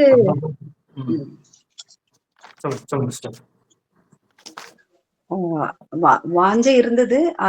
முதல்ல அவர் இந்த விஷயத்தை கேள்விப்பட்ட உடனே அவர் தேவனை தேடுறாரு. ஆண்டோடைய சமூகத்தில் உட்கார்ந்து அழுது ஜெபித்து உபவாசிக்கிறாரு. இந்த காரியங்கள் தான் அவருடைய வெற்றிக்கெல்லாம் காரணமா இருந்தது. அதே மாதிரி அவரு அந்த 6ஆம் அதிகாரம் 3ஆம் வசனத்துல கூட சொல்றாரு, நான் பெரிய வேலையை செய்யறேன் அப்படின்றாரு. அவருக்கு இருக்கிறதே ஒரு பெரிய வேலைதான். ஆனாலும் அவரு சொல்றாரு, எனக்கு ஒரு பெரிய வேலை இருக்குதுன்னு சொல்லிட்டு அந்த சொல்றது அதே இதுலதான் 3வது அதிகாரம் 3வது வசனத்துல 6:3 பாக்குறோம். அதே 6:11 நீங்க சொன்ன மாதிரி நான் எப்படி ஓடி போக மாட்டேன் அப்படின்னு ஸ்டபனா நிக்கிறாரு. அவங்க தலைமத்துவத்துல எத்தனையோ பிரச்சனைங்க வந்தாலும் அதுல உறுதியா நிக்கிறாரு. அவர் உறுதியா நின்று அந்த காரியம் வெற்றியா முடிச்சாரு. கண்டிப்பா தெய்வ பலன் கூட இருந்து. கண்டிப்பா thank you dear brothers and sister. So உங்களுடைய வேல்யூபிள் பாயிண்ட்ஸ்க்காக, தெய்வ பலன் போன்ற பாயிண்ட்ஸ்க்காக ரொம்ப நன்றி. ஆண்டவர் நமக்கு கிருபை தருவாராக. அடுத்த ஜீசஸ் உடைய லீடர்ஷிப்பை பார்த்து இப்போ நம்ம முடிப்போம். லாஸ்ட் போடுங்க ரூபன். ஸோ இயேசுடைய தலைமைத்துவம். ஸோ இதுல நம்ம ஒரு 15 மினிட்ஸ் பார்த்து விட்டு நம்ம கிளாஸ் முடிப்போம். அதுக்கப்புறம் நம்ம கிரீக்கை பத்தி நீங்க டவுட்ஸ் கேட்கலாம். ஓகே, பாருங்க, சேவையாளர் தலைமைத்துவம். இதை ஃபர்ஸ்ட் ரீட் பண்ணுங்க. நிஷா சிஸ்டர் ரீட் பண்ணுங்க. இதுல இருந்து நம்ம கண்டினியூ பண்ணலாம். சேவை செய்வதன் மூலம் வழி நடத்துதல் என்ற கருத்து பாரம்பரிய தலைமைத்துவ மாதிரிகளை தலைகீழாக மாற்றி மற்றவர்களின் நல்வாழ்வையும் வளர்ச்சியையும் முன்னுரிமைப்படுத்துகிறது. இந்த அணுகுமுறை அணிகளுக்குள் பரஸ்பர மரியாதை மற்றும் ஒத்துழைப்பை வளர்க்கிறது. சோ ஜீசஸ் உடைய லீடர்ஷிப் என்னன்னா சர்வன்ட் லீடர்ஷிப், சேவையாளர் தலைமைத்துவம். இங்கிலீஷ்ல எழுதுறவங்க எழுதி கொள்ளுங்க, சர்வன்ட் லீடர்ஷிப். ஸோ இதை நம்ம கவனிக்கும் போது முக்கியமான பாயிண்ட் என்னன்னா சர்வன்ட் லீடர்ஷிப்ல ஸோ இயேசுவானவர் தலைவர் தான். ஆனா அவர் தலைமைத்துவத்தை கொஞ்சம் மியூட் பண்ணுங்க ரூபன், கொஞ்சம் மியூட் பண்ணுங்க. ஓகே, ஸோ ஜீசஸ் அவர் என்ன பண்றாருன்னா அவர் தலைவர் தான். ஆனா அவர் தலைமைத்துவத்தை அவர் ஒரு இதாக எடுக்கவில்லை, ஒரு சர்வெண்டாக பண்றாரு. ஸோ நம்ம இதுல ஒரு பாயிண்ட் நான் சொல்ல விரும்புகிறேன். இன்னைக்கு அமைச்சர், முதல் அமைச்சர் அப்படின்னு இருக்கிறாங்க, முக்கிய மந்திரி அப்படின்னு இருக்கிறாங்க, இல்லைன்னா மினிஸ்டர் அப்படின்னு சொல்லியிருக்கிறாங்க. மினிஸ்டர் இந்த வார்த்தைய கூகுள்ல போய் சர்ச் பண்ணி பார்த்தீங்கன்னா நல்லா புரியும்.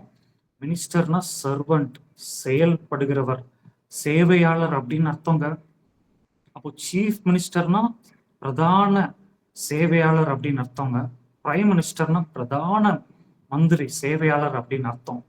ஆனா இன்றைக்கு உள்ள அரசியல்வாதிக இதை என்ன பண்றாங்கன்னா அதை மிஸ்யூஸ் பண்ணி, அந்த வார்த்தையை மிஸ்யூஸ் பண்ணி அந்த வார்த்தைக்கு தப்பா அர்த்தத்தை கொடுக்குறாங்க. ஸோ நம்ம கவனிக்க வேண்டும். நமது தலைவர் இயேசு கிறிஸ்து அந்த சர்வன்ட் லீடர்ஷிப்பை கிளியரா ஃபாலோ பண்ணாரு. அந்த காலத்துல ரோமா அரசாங்க அதிகாரிகள்லாம் பயங்கர கர்வமா வருவாங்களாம். நகர்வலம் ஊர்வலம்லாம் வரும்போது அப்படியே அவங்க பந்தாவா குதிரைகள்ல பந்தாவா எக்காலம் ஊதி குதிரையை போட்டு அடிச்சு அந்த சவுண்ட் உண்டாக்கி, நாய்ஸ் உண்டாக்கி அப்படியே எக்காலம் ஊதி வருவாங்களாம். வரும்போது ஜீசஸும் சொல்றாரு, நானும் லீடர் தாங்க, ஆனா நான் குதிரையில வர்ற லீடர் கிடையாது, நான் கழுதையில வர்ற சாதாரண தலைவர். ஒரு 10 பேர் தான் எட்டி பார்த்தாங்க, ஒரு சிலர் தான் எட்டி பார்த்தாங்க. ஆனா அதோடைய அர்த்தம் என்ன, அதோடைய விளைவு என்ன தெரியுமாங்க? இன்னைக்கு ரோம சக்கரவர்த்திகள் நீரோ, வெஸ்பாஷியன், போன்றவங்க அட்ரஸ் இல்லாம போயிட்டாங்க. ஜீசஸ் வந்து இன்றைக்கும் ராஜாவாக உள்ளத்திலே வாழ்ந்து கொண்டிருக்கிறாங்க. ஸோ ஜீசஸோடைய மலை பிரசங்கத்தை தான் காந்தியடிகள் ஃபாலோ பண்ணார். ஃபாலோ பண்ணி சாந்த குணமுள்ளவர்கள் பாக்கியவான்கள் பூமியை சுதந்திரித்துக் கொள்வார்கள் சொல்லி சொன்னார். கர்வம் உள்ளவங்க அது அப்படியே அவங்க அட்ரஸ் இல்லாம காணாம போயிடுவாங்க.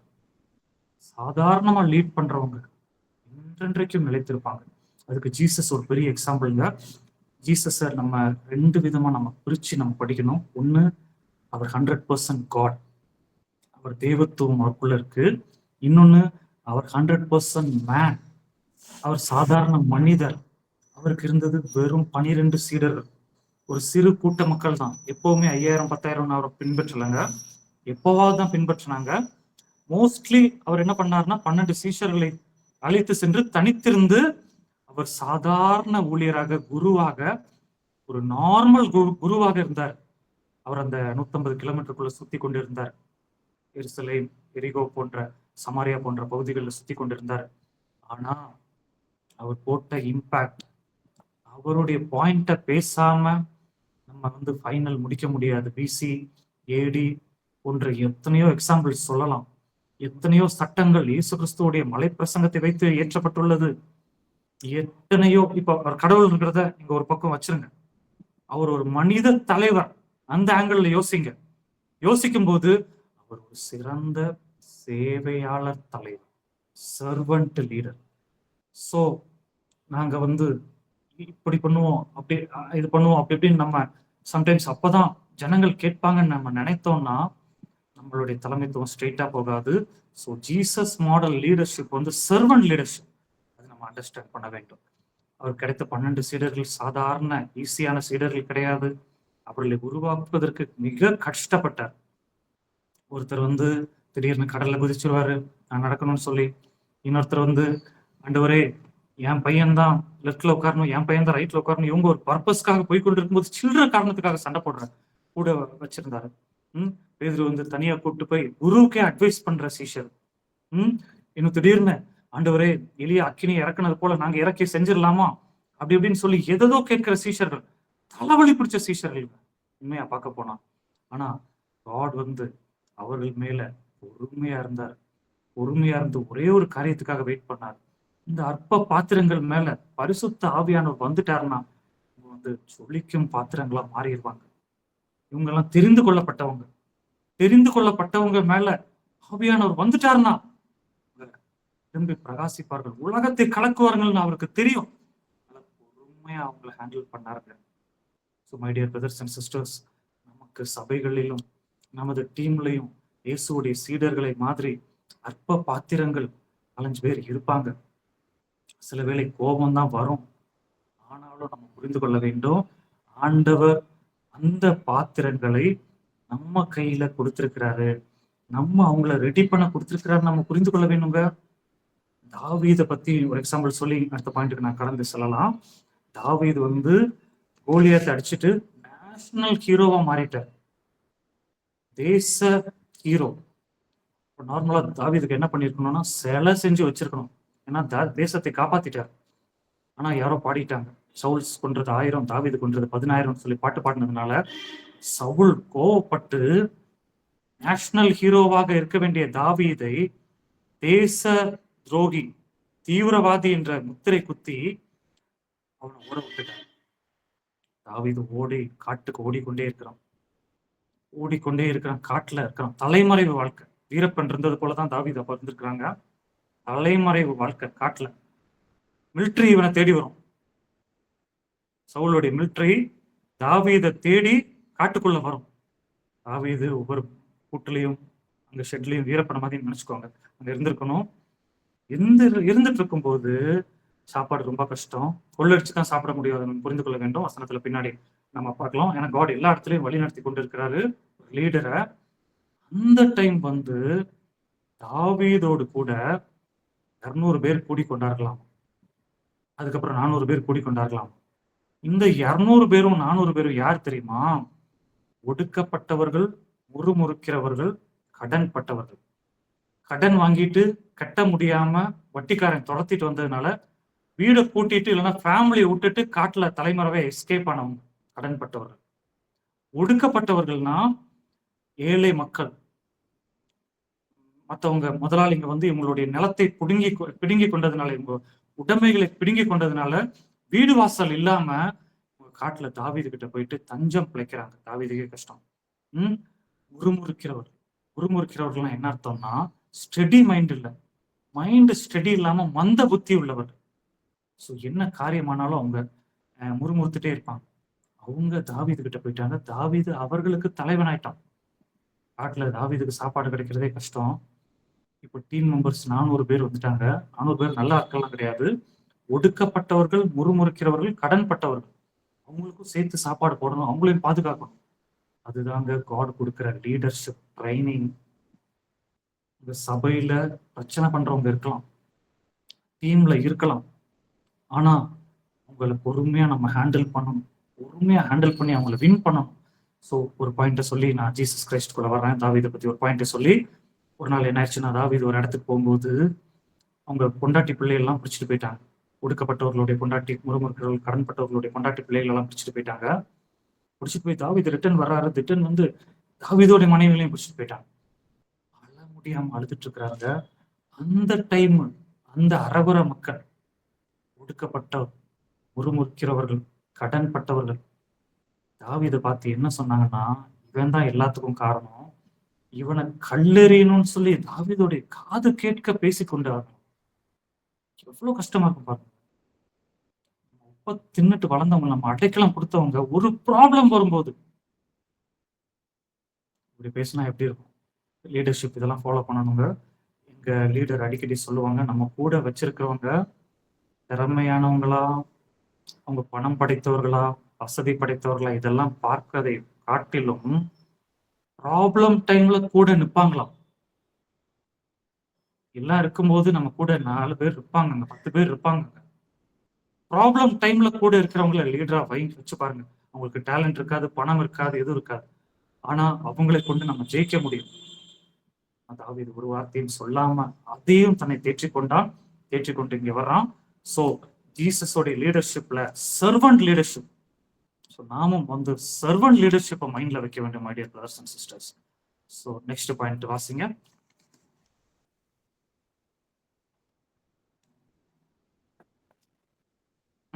வாசிங்க. வேதாகம வசனம். மனுஷகுமாரனும் ஊழியம் செய்ய வராமல் ஊழியம் செய்யவும் அநேகரை மீட்கும் பொருளாக தம்முடைய ஜீவனை கொடுக்கவும் வந்தார்.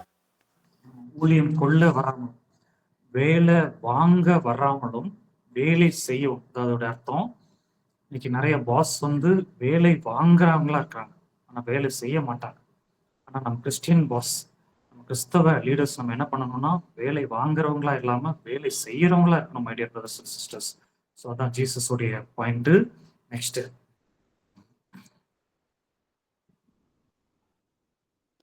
குழு உறுப்பினர்களை ஒரு பொதுவான இலக்கை நோக்கி ஊக்குவிக்கவும் சீரமைக்கவும் ஒரு தெளிவான மற்றும் கவர்ச்சிகரமான பார்வை அவசியம். கூட்டு நடவடிக்கையை ஊக்குவிக்கும் மற்றும் இயக்கும் ஒரு நோக்கத்தை எவ்வாறு வெளிப்படுத்துவது என்பதை இயேசு உதாரணம் காட்டினார். ஸோ இயேசு வந்து ஒரு பெரிய லீடரு, ஆனால் ரொம்ப காலம்லாம் வேலை செய்யலைங்க, ஊழியர் செய்யலைங்க. 3 பஸ்கா அதில் தான் அவர் இருந்தார். ஸோ 3 வருஷம் என்பது அதை வச்சு தான் கணக்கு போட்டாங்க. பட் அதையும் ஸ்க்ரூட்னைஸ் பண்ணா வெறும் 24-25 மந்த்து தான் அவர் ஊழியம் செய்திருக்கிறாருங்க. ஸோ இந்த கிறிஸ்மஸ்ல ஸ்டார்ட் பண்ணி 2025 கிறிஸ்மஸ்ல ஸ்டார்ட் பண்ணி 27 கிறிஸ்மஸ்ல முடிச்சா 3 கிறிஸ்மஸ் வந்துடும், ஆனால் 2 வருஷம் தான் வந்துடும். ஸோ ஜீசஸ் வந்து குறுகிய காலம் தான் ஊழியம் செஞ்சிருக்கிறாங்க. இன்னொரு காரியத்தை நான் உங்களுக்கு சொல்ல விரும்புகிறேன். பைபிள்ல இயேசுடைய வாழ்க்கை வரலாறு ரெக்கார்ட் பண்ணப்பட்டுள்ளது. வெறும் 30 நாட்கள் ஹிஸ்டரி தானா எழுதுறவங்க எழுதி கொள்ளுங்க. ஜீசஸ் கிட்டத்தட்ட 3 வருஷம் ஊழியம் செய்தாலும் அவர் செய்தது எழுதலைங்க, 30 நாள் காரியத்தை தான் எழுதியிருக்கிறாங்களாம். மீதி காரியம் நமக்கு தெரியாதாம். ஸோ அவர் செய்த ஃபுல்லா நமக்கு தெரிஞ்சிருந்தா எப்படி இருக்கும் நம்ம கவனிக்க வேண்டும். ஸோ அவர் மிகப்பெரிய தலைவராக இருந்தார், இன்ஃப்ளூயன்ஸா இருந்தாரு, மற்றவங்களை இன்ஃப்ளூயன்ஸ் பண்ற லீடரா இருந்தார். Next point.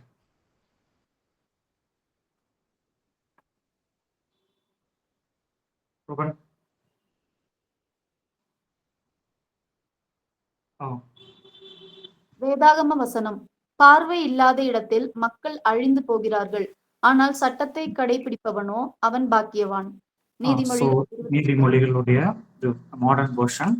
பழைய வெர்ஷன்ல தீர்க்க தரிசனம் இல்லாத இடத்தில் ஜனங்கள் சீர்கெட்டு போவார்கள் இருக்கு. அதோடைய உண்மையான இது வந்து பார்வை, நம்முடைய vision. Where there is no vision people will perish. So Jesus வந்து ஒரு பெரிய விஷனோட இருந்தாரு. நமக்கும் அந்த விஷன், தரிசனம் தேவை. Next point.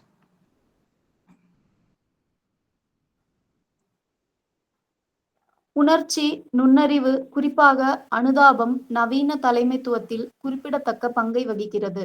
மற்றவர்களின் உணர்வுகளை புரிந்து கொள்வதும் பகிர்ந்து கொள்வதும் ஒரு ஆதரவான மற்றும் அதிகாரமளிக்கும் சூழலை உருவாக்கும். ஸோ ஜீசஸ் வந்து மற்றவங்களுடைய அனுதாபத்தை புரிந்து கொண்டார், மற்றவங்களை பற்றி இரக்கம் கொண்டார். ஸோ மனதுருகினார். ஸோ ஒரு லீடருக்கு வந்து மனதுருக்கம் வேண்டும். கல்லான ஹார்ட் இருந்தாலும் இருக்கும் வேணும், மனதுருக்கமும் வேண்டும். நெக்ஸ்ட். வேதாகம வசனம். சந்தோஷப்படுபவர்களுடன் மகிழுங்கள், துக்கப்படுபவர்களுடன் துக்கப்படுங்கள். ஸோ ஜீசஸ் இதை கரெக்டா ஃபாலோ பண்ணாருங்க. லாசரு வீட்டுல போய் அழுதாரு, சந்தோஷப்படும் போது சந்தோஷப்பட்டாரு. ஸோ ஜீசஸ் கரெக்டா அவர் வந்து சாப்பிட்ற டைம்ல சாப்பிட்டு, திராட்சரசம் குடிக்கிற டைம்ல திராட்சரசம் குடிச்சு, என்ஜாய் பண்ற போது என்ஜாய் பண்ணாரு, துக்கப்படும் போது துக்கப்பட்டாரு. ஒரு பேலன்ஸ்டு லீடரா ஜீசஸ் இருந்திருக்கிறாரு. நெக்ஸ்ட். நம்பிக்கை மற்றும் மரியாதை ஆகியவை பயனுள்ள தலைமைத்துவத்திற்கு அடித்தளமாகும். அவை வெளிப்படைத்தன்மை, நிலைத்தன்மை மற்றும் ஒருவரின் மதிப்புகளை பின்பற்றுவதன் மூலம் வளர்க்கப்படுகின்றன. ஜீசஸ் வந்து தன்னுடைய லீடர்ஷிப் மேல ஒரு நம்பிக்கை, ஒரு மரியாதை, இதெல்லாம் அவர் ஃபாலோ பண்ணி அது கொண்டு சேர்ந்து கொண்டிருந்தாரு. நெக்ஸ்ட். வேதாகம வசனம்.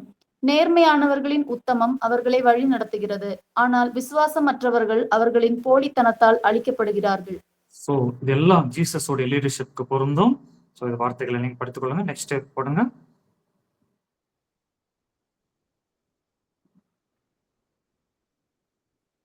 லாஸ்ட் பாயிண்டா? ஓகே, ஃபர்ஸ்ட் பாயிண்ட் போடுங்க. ஜீசஸோடைய ஃபர்ஸ்ட் பாயிண்ட் போடுங்க. ஸோ ஜீசஸ் லீடர்ஷிப்ல இருந்து நம்ம கற்றுக்கொள்ள வேண்டிய மெயின் பாயிண்ட் என்னன்னா, சர்வன்ட் லீடர்ஷிப் பிளஸ் 12 சீடர்களை அவர் எவ்வாறு உருவாக்கினார் என்று சொல்லி நம்ம கற்றுக்கொள்ள வேண்டும். எவ்வளவு எதிர்ப்புகள் வந்தாலும் இது பண்ணாரு. ஸோ ஒரு தலைவர், நல்ல தலைவர் வந்து ஜீசஸை போன்ற ஒரு தலைவராக நாம் இருக்க வேண்டும், செயல்பட வேண்டும். பெஞ்சமின் ஐயா அடிக்கடி சொல்லுவாங்க, இயேசுவை போல தலைவராக இருக்க விரும்புகிறேன், இயேசுவை போல நான் பேச விரும்புகிறேன். இயேசு போல நல்ல பாயிண்ட் அது. ஸோ இயேசு எவ்வாறு பேசினார்? இயேசு பேசும்போது ஏதாவது ஒரு இடத்துல தெரியாம பேசிட்டேன், அதை வாபஸ் வாங்கி கொள்றேன், இந்த கருத்தை வாபஸ் வாங்கி கொள்றேன்னு என்னைக்குமே சொல்லல. தெளிவா பேசினார், அதிகாரமா பேசினார், ஸ்டெடியா பேசினார். ஸோ நாமும் அவங்க ஜீசஸை ஃபாலோ பண்ணணும்னு சொல்லி அடிக்கடி சொல்லுவாங்க. ஸோ நம்ம எல்லாருமே ஃபாலோ பண்ணும்போது நம்ம இதை பண்ண முடியும். கடைசியா ஒரே ஒரு காரியத்தை மாத்திரம் சொல்லி நான் வந்து இந்த கிளாஸை முடிக்கிறேன். பாருங்க, 2 காரியத்தை சொல்ல விரும்புகிறேன். முதலாவது, ஒரு பாட்டி வந்து ஒரு கூடையில ஒரு மாம்பழம்லாம் கொண்டு போயிட்டு இருந்தாங்களாம், ரயில்வே ஸ்டேஷன்ல விற்கிற கொண்டு போயிட்டு இருந்தாங்களாமா. கூட்டத்துல அந்த மாம்பழம்லாம் வந்து அப்படி சிதறிடுச்சாமா. கூட்டத்துல மக்கள் இடிச்சதுனால சிதறிடுச்சாமா. ஒரு வாலிபன் வந்து அந்த மாம்பழத்தெல்லாம் பொறுக்கி கூடையில போட்டு கொடுத்து அந்த பாட்டியம்மாவுக்கு கூடையை ஏற்றி கொடுத்தானாமா. பாட்டியம்மா கேட்ட முதல் கேள்வி, தம்பி நீ இயேசுவா, தம்பி நீ இயேசுவா அப்படின்னு சொல்லி ஃபர்ஸ்ட் கேள்வி கேட்டாங்க. இந்த தம்பிக்கு ஷாக் ஆயிடுச்சான். இல்ல பாட்டியம்மா, நான் இயேசு கிடையாது, இயேசுதான் இப்படி உதவி செய்வார்னு சொல்லி நான் கேள்விப்பட்டிருக்கிறேன் அப்படின்னு சொல்லி. ஸோ பாருங்க, நம்ம செய்யற உதவி காடே வந்து செய்ததா மற்றவங்க புரிந்து கொள்ளுவாங்க. இதை நம்ம அண்டர்ஸ்டாண்ட் பண்ண வேண்டும். 2வது ஒரு காரியத்தை சொல்ல விரும்புகிறேன். டாக்டர் சாம் கமலேசன். ஸோ அவர் வந்து சென்னையில இருக்கும்போது, சென்னையில ஒரு சர்ச்சில், மெத்தடிஸ்ட் சர்ச்சில் தினந்தோறும் காலை வேலை morning devotion, early morning devotion கொடுப்பாராம். ஏர்லி மார்னிங் வாக்கிங் போறவங்க, வர்றவங்க, கடை வியாபாரிங்க எல்லாருமே வந்து இவருடைய மீட்டிங் அட்டன் பண்ணுவாங்களாம். மற்ற மார்க்கத்தினர் எல்லாருமே அட்டன் பண்ணுவாங்களாம். அட்டன் பண்ணி போகும்போது அவங்க கிட்ட கேட்டா, ஏன் இவருடைய மீட்டிங் மட்டும் அட்டன் பண்றீங்க அப்படின்னு கேட்கும்போது அவங்க சொல்லுவாங்களாமா, இவருடைய மீட்டிங்ல, இவருடைய பிரசங்கத்துல ஏதோ ஒரு ஈர்ப்பு இருக்கு, ஏதோ ஒரு தெளிவு இருக்கு, ஏதோ ஒரு பயங்கரமான தெளிவு இருக்கு. அதனால நாங்க வந்து காலையில வாக்கிங் போனாலும் உள்ள போய் ஒரு 10 நிமிஷம் அவருடைய செய்தி கேட்டுட்டு போனா நாங்க இது பண்றோம் அப்படின்னு சொல்லுவாங்களாம். பாருங்க my dear brothers and sisters, இதுதான் வந்து ஊழியத்தோடைய ஒரு ஒரு மெயின் ப்ரோட்டோகால்ங்க. நம்ம சர்ச்சுக்குள்ளேயே அரைச்சவங்களே அரைச்சிட்டு சொன்னவங்களே சொல்றதுக்கு அது ஓகே, கண்டிப்பா தேணும், லீடர்ஷிப் வேணும். பட் கமலேசன் ஐயாவை போல நம்ம மாறும்போது ஜீசஸை நம்ம கிட்ட இப்ப காட்டுவாங்க. ஸோ நாங்களும் என்ன பண்ணியிருக்கிறோம்னா, கிறிஸ்மஸ் டைம்ல கூடலூர்ல சில நான் கிறிஸ்டியன்ஸை ரீச் பண்ணணும்னு சொல்லி நேற்று தினம் மீட்டிங் போட்டோம். மீட்டிங் போடும்போது அருமையான பாஸ்டர் பெஞ்சமின் அட்டன் பண்ணாங்க, பாஸ்டர் டேனியல் அட்டன் பண்ணாங்க, மற்றும் பிரதர் டேனியல் எல்லாம் அட்டன் பண்ணாங்க. நாங்கள் வந்து ஆதிவாசி கூடலூர்ல உள்ள ஆதிவாசிகள் அவர்கள் கிறிஸ்துவை அன்பை தெரிந்து கொள்ள வேண்டும் என்று சொல்லி பெரும் முயற்சி எடுக்கிறோம். ஒரு ஆதிவாசி போதகர் ஐயா இறந்திருக்கிறாங்க. ஸோ அவர்கள் ஆலயத்தில் வைத்து நடத்தி அந்த விசுவாசிகளை ஊக்குவித்து அந்த விசுவாசிகள் மூலமாக மற்றவங்களை ஊக்குவிக்க வேண்டும், கிறிஸ்துமஸ் கிஃப்ட் கொடுக்கறது மூலமாக சொல்லி நம்ம பிளான் போட்டிருக்கிறோம். அது மாத்திரமல்ல, சென்னையை தாண்டி திருவண்ணாமலை மாவட்டத்துல இருந்து நேற்றைய தினம் ஒரு போதகர் ஐயா வந்திருந்தாரு. அவர்கிட்ட நான் பேசும்போது அவர் சொன்னாரு, திருவண்ணாமலையில 3 கிராமத்துல அவர் வந்து இது நடத்துறாராமா, சண்டே கிளாஸ் நடத்துறாராமா. ஸோ நாங்க அவங்க கூட டைப் வச்சிருக்கிறோம். 3 கிராமத்துல ஓப்பனர் பக்கத்துல மற்ற மத இதெல்லாம் இருக்குமாமா, அந்த சவுண்ட் எல்லாம் கேட்டுட்டு இருக்குமாமா. இன்னொரு பக்கம் நம்மளுடைய காஸ்பல் சவுண்டு கேட்க போகுது. ஆனா அவங்களுக்கு அதுக்கு பெர்மிஷன் கொடுத்துருவாங்களாமா. ஸோ ஓப்பன் ஏர்ல வைத்து கிறிஸ்மஸ் டைம்ல நம்ம பாட்டு, நாடகம், கதை மூலமாக சிறுவர்களுக்கும் வாலிபர்களுக்கும் மற்ற ஊர் மக்களுக்கும் ஒளிப்பெருக்கி மூலமாகும். பாஸ்டர் நேற்று சொன்னாரு, நாங்க வெளியே வந்து ஒளிப்பெருக்கி மூலமாக நாங்க போடுவோம் அப்படின்னு சொன்னாரு. நான் என் டீம் கிட்ட சொன்னேன், நம்ம கண்டிப்பா இதை நம்ம செய்யணும். பைபிள் காலேஜ் ஸ்டூடெண்ட்ஸ் கிட்ட சொன்னேன், உங்களுக்கெல்லாம் இது ஒரு ட்ரைனிங் போல, உங்களுக்கெல்லாம் இது ஒரு ப்ராஜெக்டே போல. ஏன்னா நீங்க வந்து ஆத்துமாதை செய்யணும். எப்படி சுவிசேஷம் அறிவிக்கிறது உள்ள மாத்திரம் இல்லைங்க, வெளியே போய் கிராமங்கள்லயும், திருவண்ணாமலை போன்ற கிராமங்கள்லயும் நீங்க போய் சுவிசேஷம் அறிவிக்கணுங்க. ஓப்பன் ஏர்ல நாங்கள் கிறிஸ்மஸ் ப்ரோக்ராம் போடலாம். 3 கிராமங்களை சூஸ் பண்ணியிருக்கிறோம். அதுக்காக ஜெபித்துக் கொள்ளுங்க. யாரெல்லாம் நீங்க கலந்து கொள்ள விரும்புறீங்க, எங்க கூட டைரக்டா நீங்க கலந்து கொள்ளுங்க. வேலூர்லயும் ஒரு ப்ராஜெக்ட் போடலாம்னு சொல்லி நாங்க பிளான் பண்ணிட்டு இருக்கிறோம். ஸோ யாரெல்லாம் ஜெபித்துக் கொள்ளுங்க, அங்கிட்டு உங்களை வழிநடத்துவாராக. ஸோ இயேசுவோடைய தலைமைத்துவம் மூலமாக மற்ற ஆடுகளையும் நம்ம பிடிக்க வேண்டி வந்தோம். இல்லை ஏதாவது கொஸ்டின்ஸ் இருந்தா கேளுங்க, இல்லைன்னா நம்ம ப்ரேயர் பண்ணி முடிச்சிடலாம். ஏதாவது கொஸ்டின்ஸ் இல்லைன்னா நீங்க ஆட் பண்ண வேண்டிய பாயிண்ட்ஸ் இருந்தா இப்போ நீங்க கேட்கலாம். இல்லைன்னா நம்ம ப்ரேயர் பண்ணி முடிச்சிடலாம். ஒரு 2 இதை பத்தி நம்ம படித்தோம். நெகேமியாவோட தலைமைத்துவத்தை பற்றியும் படித்தோம், ஜீசஸோடைய லீடர்ஷிப் பற்றியும் படித்தோம். அது மாத்திரமல்ல, லாஸ்ட் கிளாஸ்ல மோசஸ் பவுலை பற்றி படித்தோம். இன்னும் அநேக லீடர்ஸ் இருக்கிறாங்க அங்கே பைபிள்ல, இவங்களை பற்றி நம்ம படிக்க போறோம். ஸோ இந்த லீடர்ஷிப், டிசிபிள்ஷிப் அண்ட் லீடர்ஷிப்போடைய கிளாஸ் மூலமாக முதலாவது இயேசுக்கு நம்ம எப்படி ஒரு நல்ல சீஷராக மாறுவது என்று சொல்லி நம்ம கற்றுக்கொண்டோம். 2வது எப்படி அவருக்கு ஒரு நல்ல தலைவரா மாறுவது என்று சொல்லி கற்றுக்கொண்டோம். ஸோ சீஷன் ஆகாதவன் தலைவன் ஆக முடியாதுங்க. ஸோ முதல் படி சீஷன் ஆகணும், அப்புறம் தான் தலைவன் ஆகணும். ஸோ இதான் லாஸ்ட் கிளாஸ் பிடிஹெச்க்கு ஆண்டவர் நமக்கு கிருபை தந்தார். எனக்கு நல்ல ஞாபகம் இருக்கு. ஃபர்ஸ்ட் நாள் 1 இயருக்கு முன்னாடி ஸ்டார்ட் பண்ணும்போது அநேகர் இருந்தாங்க, இப்போ அநேகர் இருக்கிறாங்க. பட் அநேகருக்கு வர முடியாத சூழ்நிலை. இன்னைக்கு ஒரு 7-8 பேர் நீங்க வந்திருக்கிறீங்க. பட் எக்ஸாமுக்கு மற்றவங்க வருவாங்க. ஆண்டவர் நமக்கு பிடிஹெச் கிளாஸஸை ஆசீர்வதித்து தந்தார். உண்மையாகவே சந்தோஷமா இருக்கிறது. இந்த கடைசி வகுப்புல இந்த லீடர்ஷிப் கிளாஸை வந்து நான் சந்தோஷத்துடன் நான் முடிக்கிறேங்க. My dear brothers and sisters, ஆண்டவர் என் இருதயத்துல போட்ட டிசைபிள்ஷிப்பும் லீடர்ஷிப்போடைய அந்த பாரத்தை உங்கள் மத்தியில பகிர்ந்து கொடுக்க ஆண்டவர் கிருபை செய்தார். ஸோ இது எல்லாத்துக்கும் நன்றி செலுத்தி நம்ம போதகர் ஐயா வந்து இதுக்கு ஜெபித்து ஒரு ஆசீர்வாதம் கூறுவாங்க. அதுக்கு பிற்பாடு எக்ஸாம்பிள் உள்ள டவுட்ஸ் நீங்க கேட்கலாம். கிரீக்கும் இருக்கு, பிளஸ் டிசைபிள்ஷிப் லீடர்ஷிப் இருக்கு, அது டவுட்ஸ் நீங்க கேட்கலாம். அதுக்கு முன்பாக போதகர் பெஞ்சமின் ஐயா அவர்கள் இந்த கிளாஸ் ஆண்டவர் அற்புதமா நடத்தி தந்ததுக்காக நன்றி செலுத்தி ஆசீர்வாதத்தை கூறுவார்.